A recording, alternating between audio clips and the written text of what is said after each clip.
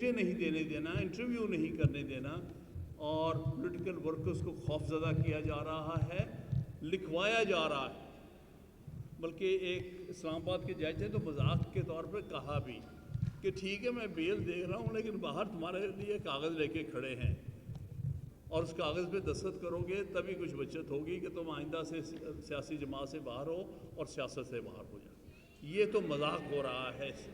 Article 17 के साथ इससे बड़ा मजाक क्या हो रहा है कि लोगों को मजबूर किया जा रहा है ये कहने पर, ये लिखने पर कि मैं सियासी जमात अपनी छोड़ रहा हूँ, मैं सियासी एक्टिविटीज़ से बाहर हो रहा हूँ, और ये कि मैं आइंदा जो है इस सियासी जमात के साथ मुंसलिक नहीं हूँगा। अगर वो किसी और सियासी जमात में चला जाता है तो फिर तो वो उसके सारे गुनाह धुल जाते हैं। अगर वो इस्तेहकाम पार्टी का हिस्सा बन जाता है तो वो फिर वो दूध से नहा जाता है, फिर तो उसका कोई कसूर ही नहीं रहता, फिर तो वो कमाल का आदमी है। अगर वो कोई पार्लियामेंट्री पार्टी बना देता है खटक की तरह, तब भी वो बहुत पवित्र हो जाता है एकदम। तो इस किस्म की खौफनाक पॉलिटिकल पार्टी और पॉलिटिकल एक्टिविटी पर जो इस वक्त पाबंदी लगाई जा रही है वो बड़े अफसोसनाक।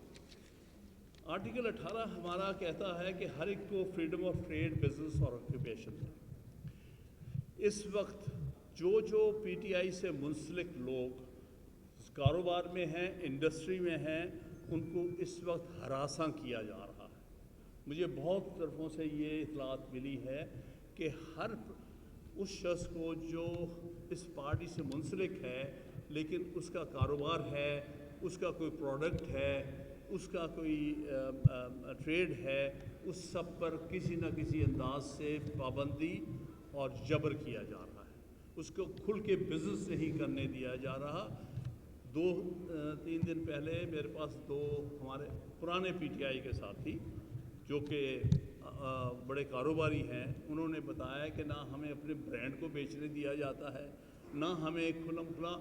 ये भी हम कह चुके हैं कि हम बहुत सियासी एक्टिव नहीं हैं, लेकिन उन्हें इससे गर्ज नहीं है कि अगर आप पर कोई छाप है पीटीआई की तो आप नहीं कर सकते। नेक्स्ट, फ्रीडम ऑफ स्पीच, जो कि सारे बुनियादी हकूक़ और शहरी आज़ादियों के मदर फ्रीडम है, यानी फंडामेंटल राइट्स की हम ये कहते हैं it is mother of all freedoms and fundamental rights. आपके सामने है, हमारे इलेक्ट्रॉनिक मीडिया पर चेयरमैन पीटीआई का नाम नहीं लिया जा सकता। हमारी जो कन्वेंशंस होती हैं, अभी पिछले दिनों बहुत बड़ी वकला की कन्वेंशन इस्लामाबाद में हुई है, सुप्रीम कोर्ट बार एसोसिएशन के मातहत। Lahore high court bar association Ishtiyaq Khan साहब ने 2 बड़ी ऑल पाकिस्तान लॉयर्स कन्वेंशंस की हैं। आपने किसी अखबार कभी कभी डाउन हिम्मत कर लेता है, अखबारों में उनको ब्लैकआउट किया गया और टेलीविज़न पर उनको नहीं दिखाया गया, सिर्फ और सिर्फ सोशल मीडिया पे आए हैं। यानी वकला की एक्टिविटी को जिस तरह सप्रेस किया जा रहा, ये तो ज़ियाउल हक़ के दौर में भी नहीं इस तरह से, क्योंकि हमारी कन्वेंशंस को अखबारी कवरेज उस ज़माने मिला करती थी, अब बिल्कुल ऐसी कोई चीज़ नहीं है। इसलिए फ्रीडम ऑफ स्पीच को पूरी तरह से दबाया जा रहा है। आर्टिकल 19 ये कहता है फ्रीडम ऑफ इंफॉर्मेशन। जितना मजाक फ्रीडम ऑफ इंफॉर्मेशन से इस वक्त हो रहा है, उससे बढ़कर क्या हो सकता है कि आपको ये इन्फॉर्मेशन नहीं मिलती मेरा बेटा उठाया गया, कहाँ चला गया है, इसको कहाँ रखा गया है, किस थाने में रखा हुआ है, किस एजेंसी के पास है, किस शहर में है, किस गांव में है, किस जगह पे है, इतनी इन्फॉर्मेशन तक अवेलेबल नहीं है। इसको फ्रीडम ऑफ इंफॉर्मेशन के साथ इससे बड़ा मजाक नहीं हो सकता। और आर्टिकल 25 की आखिर में बात करूँगा, सिटीजन्स की बराबरी, इक्वालिटी ऑफ सिटीजन आपके सामने है। जो मखसूस सियासी सोच, सियासी पार्टी के लोग हैं वो अनइक्वल हैं, उनको पाबंद सलासत करना, आज वो छोड़ दें तो वो बहुत आज़ाद हो जाते हैं, लेकिन अगर उस पार्टी का हिस्सा रहे तो फिर उस सूरत में वो किसी से बराबरी क्लेम नहीं कर सकते। आज کہتے ہیں کہ ہم الیکشن کی طرف جا رہے ہیں، لیکن سوال ہے کہ ساری سیاسی جماعتیں برابر ہیں کہ نہیں؟ کیا ساری سیاسی جماعتوں کو اجازت ہے کہ وہ برابر کی الیکشن میں پارٹیسپیشن کریں؟ کیا ان کے لیڈرز آزاد ہیں کہ وہ اپنی پارٹی کو آرگنائز کر سکیں؟ کیا ان کے لیڈر آزاد ہیں کہ وہ پارٹی ٹکٹیں دے سکیں، انٹرویو کر سکیں؟ پوری طرح سے اس وقت انیکویلٹی کا دور ہے۔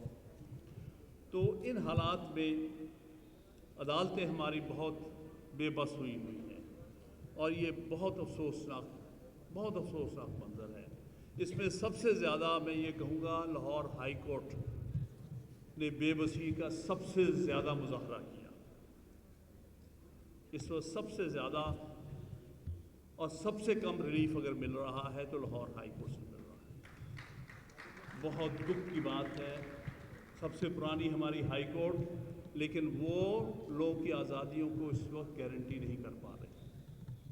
بلکہ دکھ کی بات یہ ہے کہ کچھ ججز کو مفت کے لون دیے جا رہے ہیں، گھر بناؤ۔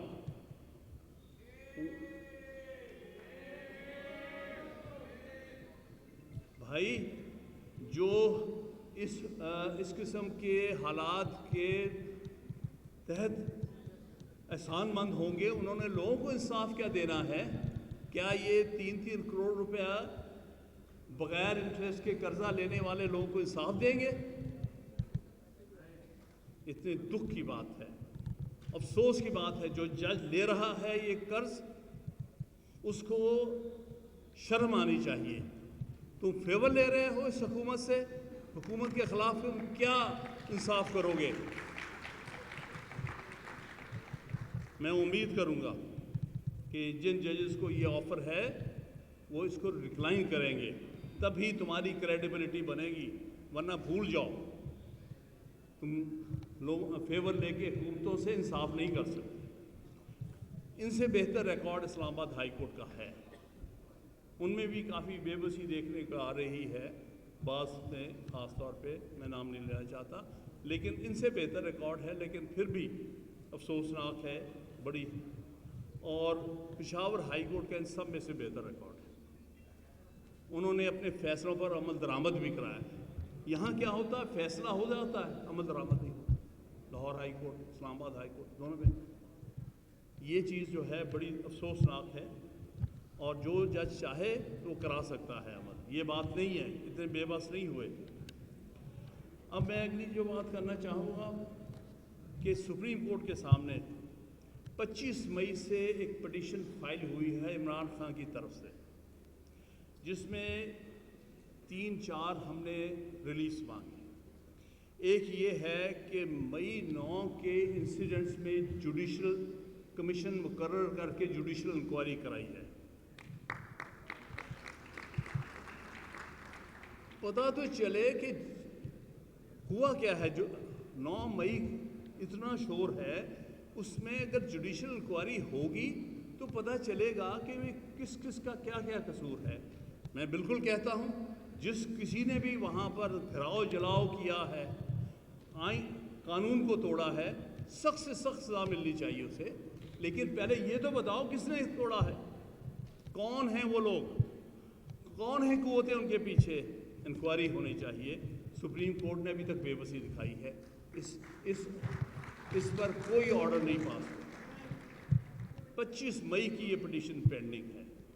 مندیال صاحب اپنا وقت نکال کے چلے گئے، انہوں نے پٹیشن پر نمبر تک نہیں لگایا، یہ دکھ کی بات۔ دوسرا، اسی میں ہم نے کہا ہے کہ جو پولیٹیکل ورکرز کی ڈیٹینشن اور اریسٹ ہو رہی ہے، جس طرح ان کے بنیادی حقوق کو پامال کیا جا رہا ہے، جس طرح کا ظلم اور جبر ہو رہا ہے خاص طور پہ خواتین پر، اس کے اوپر کوئی، کیونکہ یہ صرف پنجاب میں نہیں ہو رہا، کے پی میں نہیں ہو رہا، بلوچستان، سارے پاکستان میں ہو رہا، اس لیے یہ وہ معاملہ ہے جس میں سپریم کورٹ نے انٹرفیئر کرنا ہے، کیونکہ یہ صوبوں سے بڑھ کے ہے، صوبوں کے درمیان ہے، اس پر بھی ابھی تک کوئی۔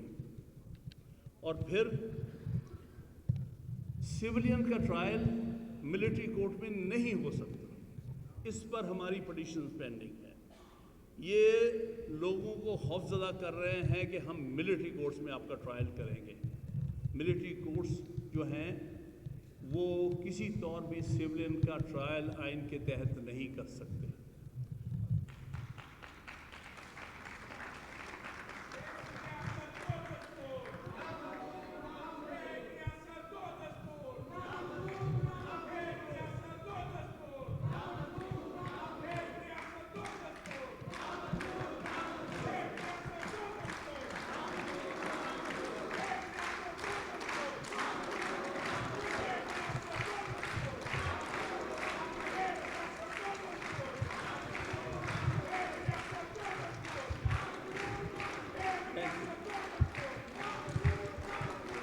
لہٰذا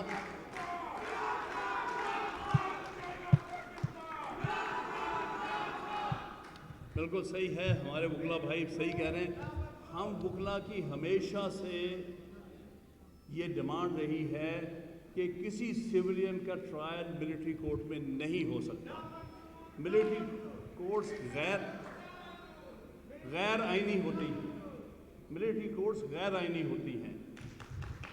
یہ صرف ملٹری کے انٹرنل ڈسپلن کے لیے ہوتی ہیں، سویلین سے ان کا کوئی تعلق نہیں ہوتا، کیونکہ یہ نہ فیئر ٹرائل دے سکتے ہیں نہ ڈیو پروسیس دے سکتے ہیں، اور یہ صرف عدالتیں ہوتی ہیں جہاں کسی کو سنا نہیں۔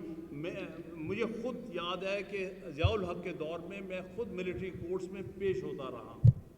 وہ ٹرائل کا ایک مذاق ہے، کورٹ کے تصور کا مذاق ہے۔ آپ کو پتہ چلتا ہے یک کہ جی وہ پیچھے سے میجر صاحب عام طور پہ اس کی سمری ملٹری کورٹ کے ہیڈ ہوتے تھے، اور ابھی ہمیں ڈائریکٹلی ایون وٹنسز کو ایگزامن کرنے کا موقع نہیں ملتا، اور ابھی ایک دم وہ بریگیڈیئر صاحب نے بلا لیا تو اٹھ کے چلے جاتے تھے، اور پھر آ کے ابھی بیچ میں بات چل رہی ہے 1 سال کی سزا سنا دیا کرتے تھے۔ یہ ملٹری ٹرائل ہوتا ہے، جس کو میں کہتا ہوں جھٹکا ٹرائل۔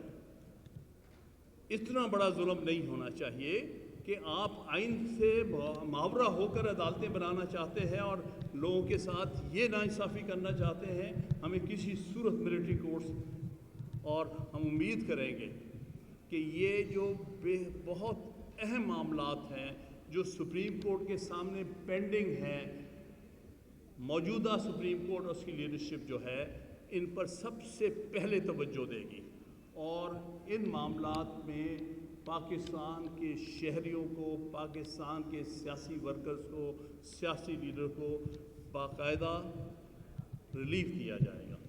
اب آخر میں وے فارورڈ کی بات ہو رہی تھی، اور وے فارورڈ کیا ہے؟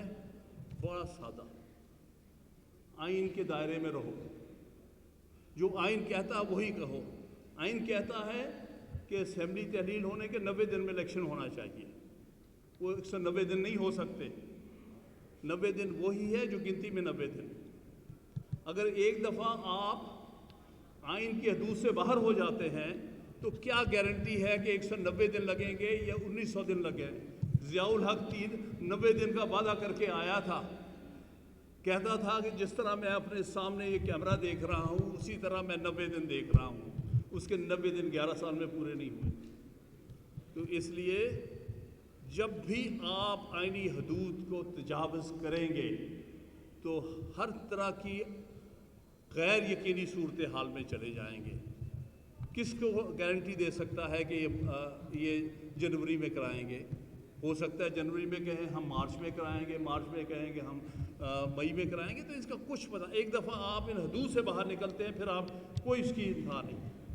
دوسری بات، ہم یہ کہتے ہیں قانون کے مطابق چلو، جو قانون کہتا ہے جو اس میں گارنٹیز ہیں اس کے مطابق چلو۔ اور تیسرا یہ کہ عدالتوں کے فیصلوں کی پابندی کرو، مذاق نہ اڑاؤ کہ ادھر بیل ہوتی ہے ادھر ڈیٹینشن آرڈر آ جاتا ہے۔ یہ مذاق نہیں ہونا چاہیے۔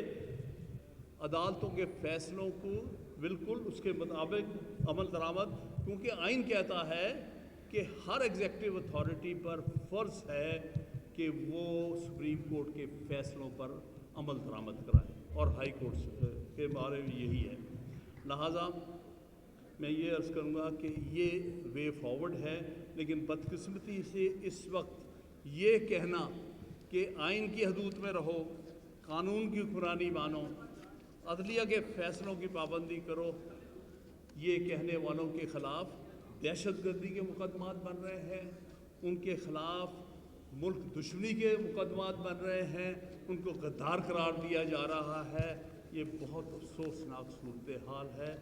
میں پھر ایک دفعہ آپ کو خراج تحسین پیش کرتا ہوں۔ ہمیں یہ اویئرنیس کے لیے آپ نے ایک بہت بڑا قدم اٹھایا ہے، بہت بہت شکریہ۔